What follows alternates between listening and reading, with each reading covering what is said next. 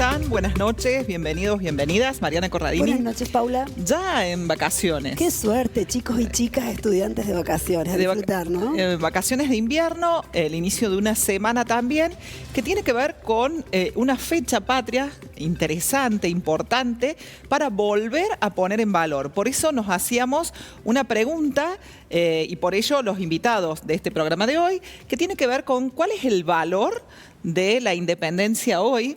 Y para ello tenemos a Juan Francisco Martínez Peria, que es doctor en historia, también es docente de diversas universidades nacionales y bueno, también es un gran divulgador de la historia, ¿no? de esas fechas. Y por otro lado, también en nuestros estudios a María Ángeles, ¿sí? Basualdo, bienvenida, responsable de patrimonio de la Municipalidad de Villa María. Con ambos vamos a traer este tema a la actualidad. Vamos a comenzar dándole la bienvenida a Juan Francisco. Buenas noches, un gusto tenerte en Periodistas. Y comenzar con esto, ¿no? Pensar y sobre todo con cruzarlo, ¿sí?, con la actualidad al valor de la independencia. Adelante, Juan Francisco. Hola, Paula, Mariana, ¿cómo les va? Una Hola. alegría estar en su programa. También un saludo para María Ángeles. Les agradezco mucho la invitación. Y bueno, para mí es siempre muy relevante pensar el presente a la luz del pasado y el pasado a la luz del presente, ¿no? Me parece que uno de los grandes problemas es que los medios de comunicación masiva generalmente deshistorizan, ¿no? Y presentan todo así como algo que está pasando siempre en el presente, ¿no? Y no pensamos en una clave histórica. Y por otro lado, también me parece algo muy relevante, que siempre que tengo la posibilidad lo subrayo y lo señalo, ¿no? Que es la necesidad de pensar en clave no solamente histórica, sino en una clave regional, ¿no? En una clave no solo argentina y obviamente federal, cosa que tampoco suele ocurrir, ¿no? Generalmente hay una mirada más bien porteñocéntrica, sino también insistir mucho en la importancia de tener una mirada más regional, más latinoamericana, ¿no? En este sentido, me parece que lo primero que es fundamental subrayar es que el proceso que estamos celebrando, ¿no? de la fecha patria que nos convoca hoy, en realidad debe ser pensado como un proceso más amplio, ¿no? Como un proceso regional, latinoamericano, un proceso que realmente abarcó a gran parte de nuestra América, ¿no? Con sus ritmos, sus lógicas regionales, sus diferencias, pero que en definitiva fue un proceso regional. Y algo que yo siempre señalo es que la independencia quedó trunca, quedó traicionada, no, digamos, los grandes sueños y proyectos de nuestros principales figuras políticas, intelectuales de la época, me refiero a Bolívar, a San Martín, a Artigas, a Juana Zurduy, María Remedio del Valle, Belgrano, Güemes, bueno, Sucre, Miranda, hay un montón de figuras, algunas de las cuales están atrás mío, quedaron truncas, ¿no? Quedaron truncas. ¿En qué sentido? Uno de los sentidos que es muy importante es la desunión de nuestra región, ¿no? La desunión de América, la balcanización de América. Hay un autor que yo siempre cito, se llama Jorge Abelardo Ramos, un pensador, fundador de algo que se conoció como Izquierda Nacional, que él decía, nosotros somos argentinos porque fracasamos en ser latinoamericanos, ¿no? Y también esa independencia quedó trunca porque caímos bajo lógicas neocoloniales, sobre todo en el siglo XIX, en lógicas neocoloniales vinculadas con el imperialismo británico, y también quedamos presos de lógicas coloniales en términos culturales, ¿no? Con un marcado eurocentrismo, con una perspectiva noratlántica y colonial que todavía hoy perdura. Y también es muy importante subrayar las continuidades del colonialismo de la etapa de la conquista y la colonia americana, española me refiero, que continuaron en la posindependencia. O sea, para que se entienda, nosotros estamos celebrando hoy un proceso que, insisto, debe ser pensado en clave americano, pero que en realidad quedó, desde mi punto de vista, y no solamente de mi punto de vista, sino de muchos intelectuales y pensadores y pensadoras de nuestra región, quedó en gran medida trunco. ¿no? Y uno puede pensar en gran medida el siglo XIX y sobre todo el siglo XX como una disputa permanente por una mayor afirmación de nuestra soberanía, de nuestra independencia. Y justamente lo que ha habido ha sido distintos proyectos y distintos modelos de país y de región que han buscado afirmar nuestra identidad, nuestra unidad regional, nuestra integración y en definitiva nuestra independencia. Vos Y decías, ha habido otros proyectos y otros modelos que han buscado todo lo contrario, que han buscado afianzar nuestra dependencia, nuestro carácter neocolonial. Y creo que yendo muy directamente a la pregunta, ¿no? Primero principal, como titula un libro de Andrés Rivera, ¿no? Que es La revolución es un sueño eterno, ¿no? Esta idea para mí es clave, esta idea de la revolución de independencia sigue siendo un sueño, ¿no? Un sueño que todavía está presente.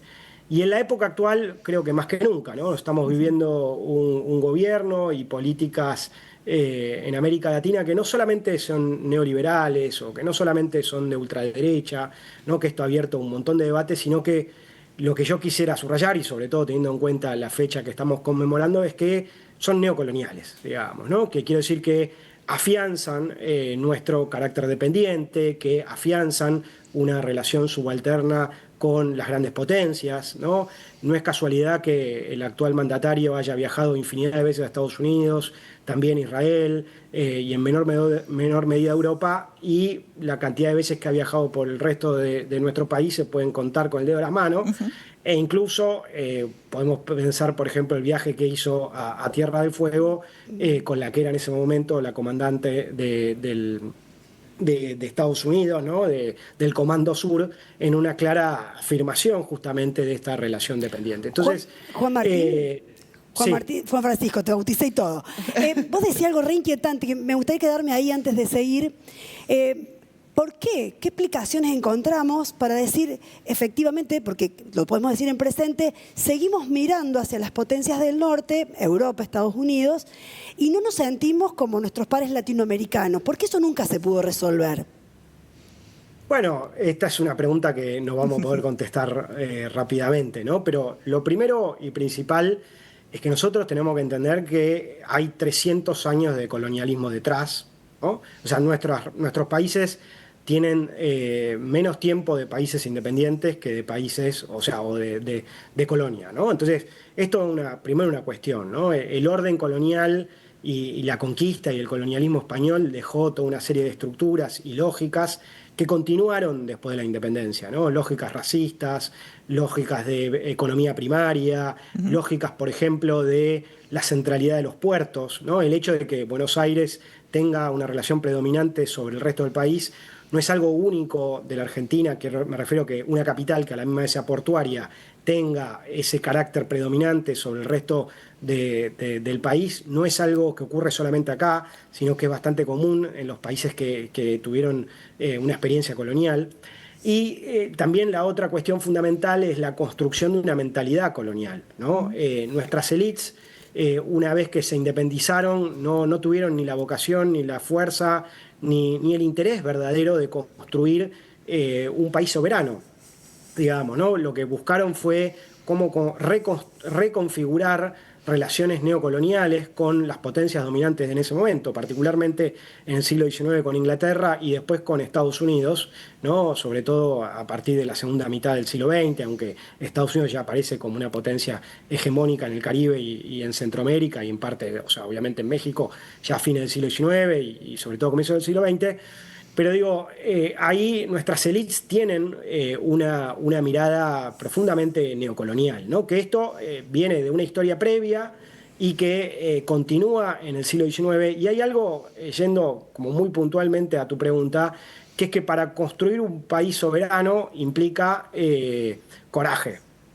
Digamos, implica coraje, implica fortaleza, implica voluntad de ser independientes, implica inversión. O sea, yendo muy directamente a lo que está ocurriendo hoy, es mucho más fácil administrar un país directamente invirtiendo en productos primarios, agroganaderos, ¿no?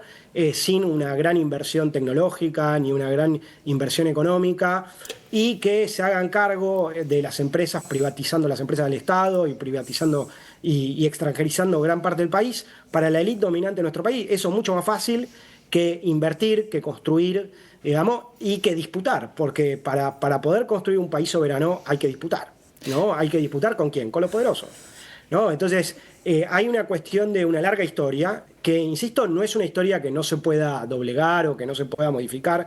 No quiero que nada de lo que diga acá se entienda como que estamos destinados al fracaso, pero sí tenemos que tener en cuenta que nuestras élites dominantes, históricamente por su mirada cultural, por su historia, por su conformación étnica, racial también, se han sentido europeos en América. Esto también es muy importante. Retomando un poco lo que vos comentabas antes, nosotros tenemos una élite blanca, europea descendiente en la época colonial, criolla, ¿no? Que en realidad se sienten muy a disgusto con la realidad de la mayoría de la población, ¿no?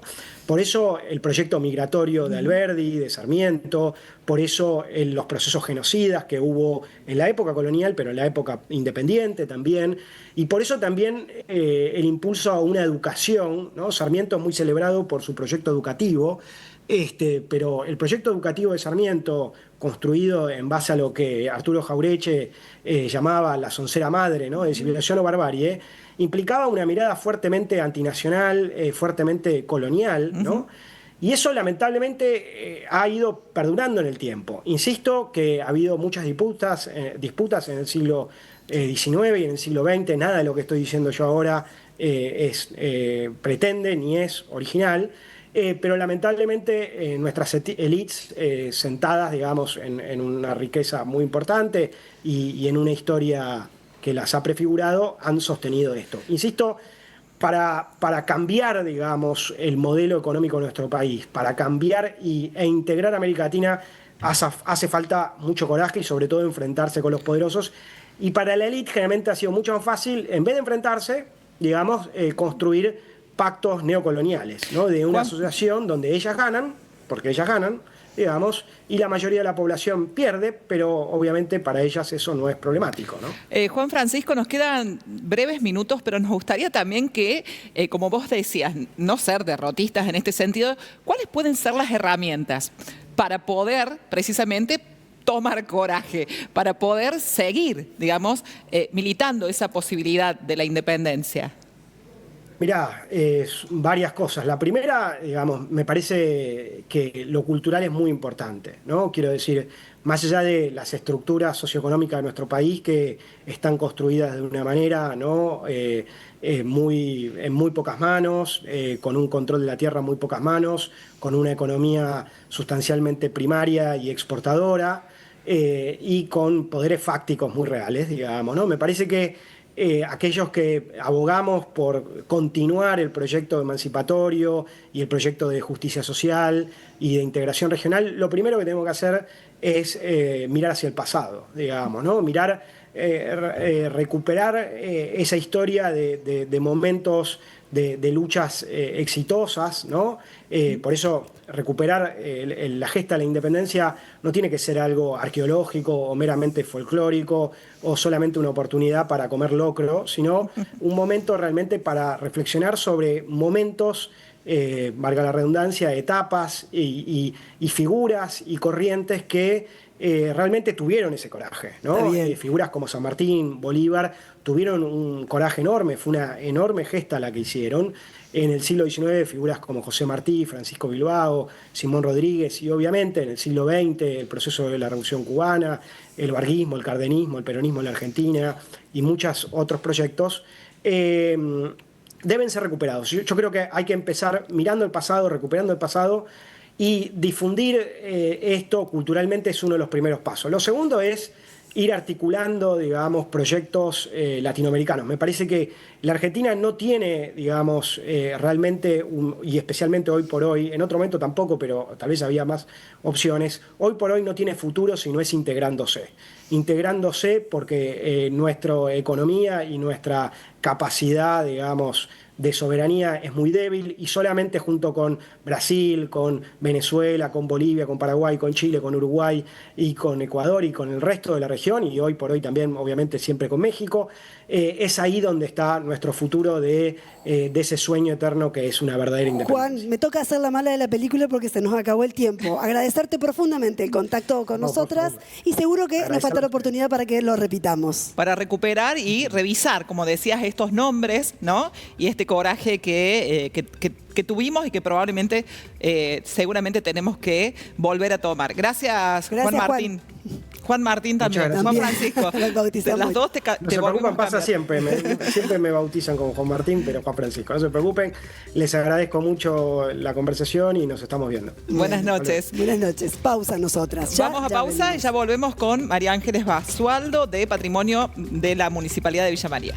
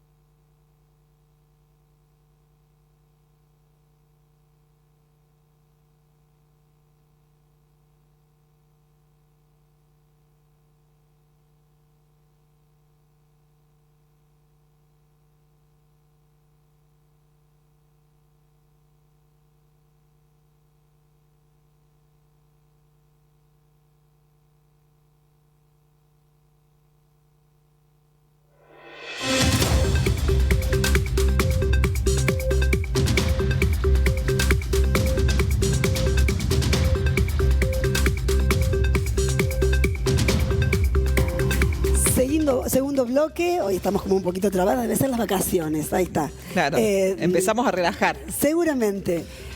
Para seguir conversando sobre los anclajes históricos de nuestra actualidad y también a no desesperar porque también vamos a hablar un poco de las vacaciones. Como decía Paula, al cerrar el primer bloque tenemos con nosotros a la directora de Museo y Patrimonio de la Municipalidad de Villa María, María de los Ángeles Basualdo. Buenas noches. Hola, buenas noches. Buenas noches. Gracias por la invitación. No, por favor, para no desanclarnos tanto de lo que veníamos hablando, por allí antes de ir de lleno a las actividades de estas vacaciones, estaría bueno pensar en cómo articula la historia con precisamente tu área en la gestión municipal, que tiene que ver con el museo, los museos de la ciudad y el patrimonio histórico. Sí, la verdad que es muy importante y Juan hizo una gran introducción porque el municipio tiene actividades a lo largo de la semana, ni hablar de una gestión que son 4 años, ¿no? Que piensa la historia como un eje y una posibilidad de quiénes somos, qué contamos, qué historia narramos de nuestra ciudad.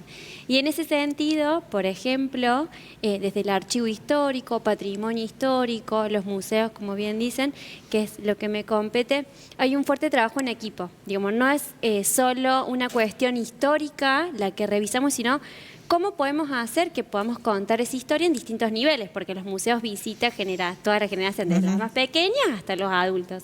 Entonces, ¿cómo podemos contar? ¿Qué herramientas utilizamos y nuestro intendente, de que asume esta gestión, nos pide el trabajo en equipo. ¿Cómo es que trabajamos en equipo para poder contar, no? Y ahora, por ejemplo, el museo tiene en las salas, en la planta baja, una muestra de Marcos Boimil que se llama Toda obra no construida es una ruina, y que habla de la historia local con el arquitecto Francisco Salamone, que es un arquitecto muy importante a nivel país y que tiene obras escultóricas muy monumentales en distintos puntos del país.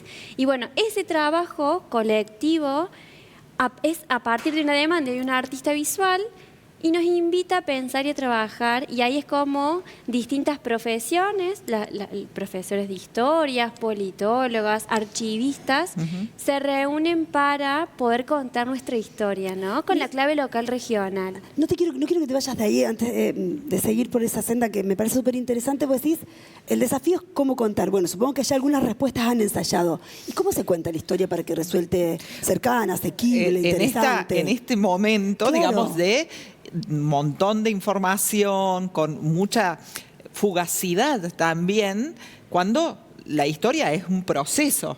Entonces, sí, no es fácil contarla rapidito y que sea interesante. Bueno, nosotros trabajamos en el museo con periodos largos, a diferencia de esta instantaneidad que requiere la actualidad.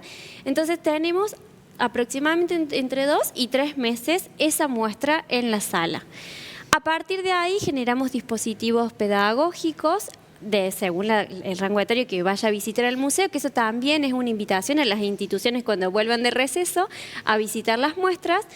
Y a partir de ahí generamos estos dispositivos. Generalmente hacemos una visita guiada que termina en una actividad. En este caso puntual elaboramos una línea del tiempo, pudimos exhibir planos originales que están en nuestro archivo. Es muy importante pensar al archivo municipal como un archivo de insumo y recurso, ¿no? Generalmente uno va a la biblioteca, a las bibliotecas que tiene la ciudad, pero archivo tiene mucha información. En este caso no están en los libros, sino podemos ver planos, imágenes, ¿no? Datos que dan cuenta, por ejemplo, anecdótico, de un palacio municipal que no existió, ¿sí? Pero sí tenemos toda esa historia, nosotros nos gusta pensar en esa idea de esos vecinos que hubieran sido si hubiésemos tenido una sala de ópera hoy en la ciudad, ¿no? ¿Qué hubiese sido de una biblioteca en el centro de la plaza? Bueno, es una gran invitación a hacer ese juego, ¿no? Del pasado y del presente de la ciudad y la región, porque Villa María es una ciudad-región, ¿no? Entonces, bueno, ¿qué hubieran sido de esa ruina? Y tenemos también, ¿no? La Plaza Centenario es una obra construida y diseñada por él, el Salón Alambre también, el Matadero Municipal. Digo, hay cosas que sí se han construido, pero bueno, nuestra pregunta es ¿qué pasa con eso que no? Y sí tenemos evidencia de lo que hubiese sido. Y con relación a lo que es articular, ¿no? La historia, las fechas claves como esta, ¿no? Del 9 de julio, ¿cuáles son esas propuestas para repensar, para hacer ese revisionismo, digamos, de las personas que hicieron de la Villa María que hoy disfrutamos? Sí, totalmente. Bueno, es un eje de gestión, el trabajo colectivo y con nuevos actores o con otros actores. Por ejemplo, estoy pensando en el primer piso del Museo Bonfiglioli, que tiene una muestra de un salón de pintura que es llevada adelante por la Asociación Amigos del Museo Fernando Bonfiglioli. Digo, estas personas se constituyen hace un tiempo y ahora vuelven, ¿no? Y hablan de cómo las obras pictóricas se cuidan con instituciones. Hablan un poco de la independencia, ¿no? Y de la cultura como una herramienta transformadora, y qué es lo que Villa María quiere contar, cuáles son las escenas locales y regionales en torno a eso. Y es muy importante porque la región asiste a la ciudad y bueno, puede entramarse y compartir el arte, ¿no? Puntualmente, con el 9 de julio, las instituciones asisten a los actos protocolares que se instituyen desde el municipio. Justo nos toca en vacaciones, pero por ejemplo también hacemos acciones en vacaciones que cuentan una historia de San Martín. Entonces vamos a los monumentos desde el municipio. Hay un fuerte trabajo sobre la valoración del patrimonio, cómo se cuida, quién lo cuida, y a partir de ahí hacemos estos relevamientos, capacitaciones, gracias a la Agencia Córdoba Cultura, que eso también es muy importante destacarlo. No es solo un municipio, sino es una provincia que asume esa responsabilidad, el trabajo mancomunado, y nos permite que todos estos próceres que tenemos en la ciudad los podamos ver en buenas condiciones con profesionales, ¿sí? No personas que no sepan, sino que cuiden el tratamiento de cada uno de esos materiales. Y hay ciudadanos y ciudadanas interesados, porque uno puede entender, si hay actividades pedagógicas, los chicos y chicas van con la escuela, ¿no? La lógica. Pero hay ciudadanos y ciudadanas que por allí no están vinculados a una cuestión escolar. O a una institución en particular que se interesan por todo esto que nos estás contando. Sí, a nosotros también nos sorprende, porque cuando planificamos, establecemos una agenda, ¿no? Y decimos, bueno, vamos a ir por esto. Salamone, por ejemplo, que es una personalidad para el país, para Buenos Aires, digamos, este epicentro, como nombraba Juan, muy importante. Bueno, ¿qué pasa en la ciudad y en la región? Bueno, la sala estaba repleta en su inauguración, luego ya hicimos conversatorios que nosotros les denominamos activaciones de sala, también repletas. También eso, nosotros generamos y también tenemos demandas, ¿no? Vamos un poco como qué es lo que se necesita, así vamos construyendo la política pública cultural, ¿no? ¿Cuáles son esos intereses donde nosotros podemos participar, invitar y trabajar colectivamente, pero también vamos trazando como algunas líneas de acción y la gente responde siempre muy bien, y eso para nosotros es muy importante y lo agradecemos siempre públicamente, porque así también a nosotras, bueno, sentimos que vale la pena, ¿no? Y se nos termina el tiempo. ¿Qué esperamos para estas vacaciones? El receso de 15 días que ya comenzó, más allá de los proyectos que trasciendan al receso, lo que vos nos contabas recién. ¿Qué esperamos para estas vacaciones? Bueno, tenemos una gran cantidad de abanicos de propuestas. Nuestro secretario Marcos Bobos puso epicentro en el Centro Cultural Leonardo Fabio, que es un espacio muy visitado por la región y por nuestros ciudadanos, un espacio muy amplio. Tenemos 2 semanas de mucha actividad que inician a partir de las 14 horas en todo el Parque de la Vida. Yo menciono ahí, pero tenemos el Centro Cultural Leonardo Fabio, la Medioteca, la Tecnoteca, el Museo Ferroviario. Es todo un corredor que llega hasta la Calecita, donde ahí van a suceder una serie de actividades que inician a las 2 de la tarde, como decía. A las 5:30, 5 está previsto que cerremos con un show para las infancias, y que pueden ir visitando cada uno de esos espacios con distintas actividades y propuestas. El día martes 8 en el Teatro Verdi. Esto también es muy importante, 15 localidades del departamento van a traer a sus infancias para conocer el teatro, conocer la ciudad, así que también nos vamos a encontrar en el Parque de la Vida. Obras teatral con una doble función, a las 14:30 para toda la región, a las 16 para Villa María y Villanueva. Así que bueno, la verdad es que eso es entrada libre y gratuito, todo lo que acabo de mencionar, para que vayan las infancias con su familia. Para nosotros es muy importante esa actividad, que bueno, que sea un disfrute para todos y todas. Gracias María Ángeles. Seguro nos cruzaremos. Sí, con más agenda que tiene que ver con esto, ¿no? Con recuperar esos espacios públicos que son muy importantes para los villamarienses, pero también para las localidades de la región. Exactamente, nos tenemos que ir. Nos despedimos por hoy. Sí, obvio. Pueden recuperar este contenido los días jueves y domingos a la hora 21:30 y también a través de los recortes que realizamos por redes sociales.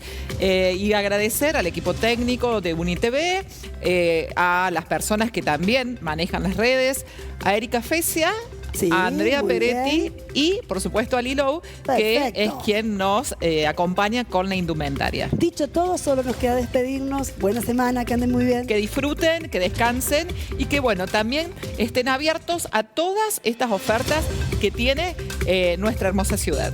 Chau.